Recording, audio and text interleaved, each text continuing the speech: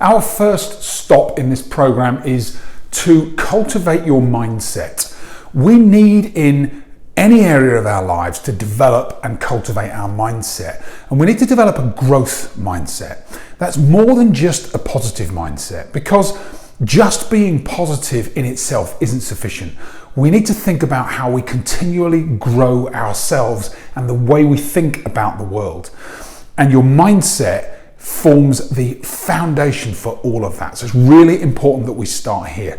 Now, if you think you've already got a positive, strong, healthy growth mindset, feel free to just skim over this section. But if this is an area that you need to work on, we've got some really simple principles that are going to be powerful and effective in developing your growth mindset. Developing a growth mindset has lots of benefits. People with a positive mindset find themselves in a distinctly advantageous position.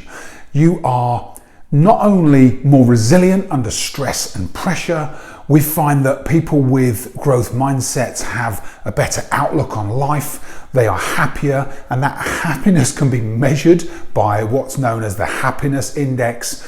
They tend to get ill less often, so they're healthier more generally, and they actually live for longer.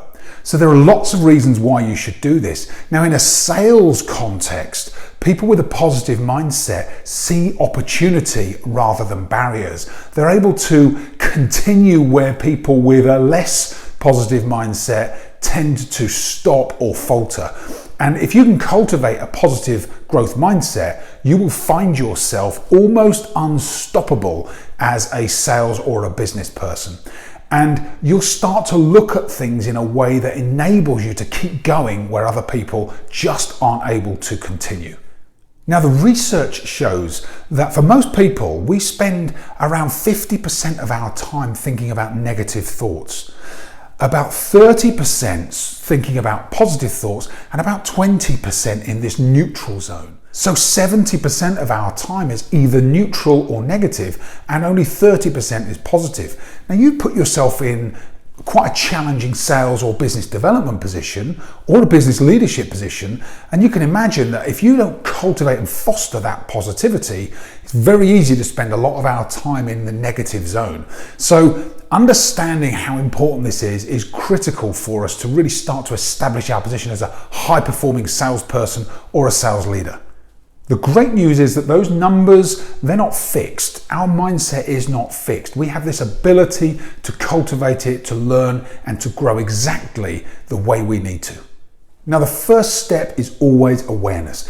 As soon as you cultivate this awareness of how you are currently thinking and what your mindset is, then you're in a position to change it. So awareness is the first step, and once we're aware, we can then take action. So what action do you take? Well, here are our top 5 principles to develop and cultivate a growth mindset. The first principle is this ongoing awareness. Become aware of the habitual thoughts that you are having and start to recognize them and categorize them. Are they negative? Are they neutral? Or are they positive? That first step is absolutely critical. Once you recognize them as part of that first step, the next step is start to direct them. Start to figure out what thoughts you want. How do you want to be thinking? What is the positive, growth-minded response to each of these thoughts that you're having? And start to direct your thoughts. We all have this inner dialogue going on all of the time. And it is our unconscious mind just playing and playing thoughts and phrases to us, and very often they will go to a negative place. So notice your inner voice is the third step, because that is the voice that we listen to and take note of all the time.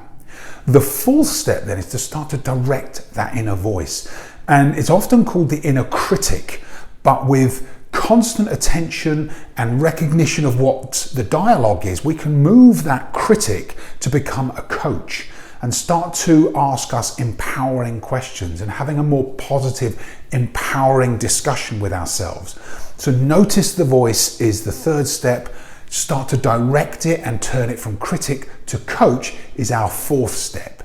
Then the fifth step that we can take is to create what we call positive triggers. So we start to set up in our environment and in our technology the triggers that we want that are just going to get us back on track on a regular basis, keep us positive, keep our mindset in a growth position. And there are a number of ways that you can do that. We've got a document that you can download that's an asset that's going to lay out these 5 steps and some tips and tricks for each one of the 5 principles to get you into this cultivation of your growth mindset. So important as our first step in the sales process.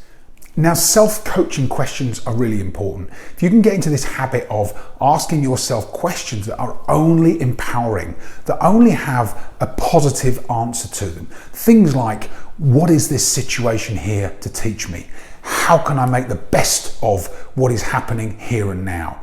What is the most compelling future that I can create off the back of this experience? There are 3 examples of questions we can use that will just help us to just reframe a situation, move to a positive growth mindset, really start to help us feel better about the world around us and our position in it and the opportunity that exists for us here and now. So listen, guard your mindset, guard your thoughts, start to direct them. This is the absolute fundamental of being successful, not only in sales and business, but in life. So stay focused, positive, and vigilant. Guard your mind. Develop this positive growth mindset. Make a note now of what you will do to enable yourself to maintain this momentum, to stay positive, to persevere in the face of any obstacles.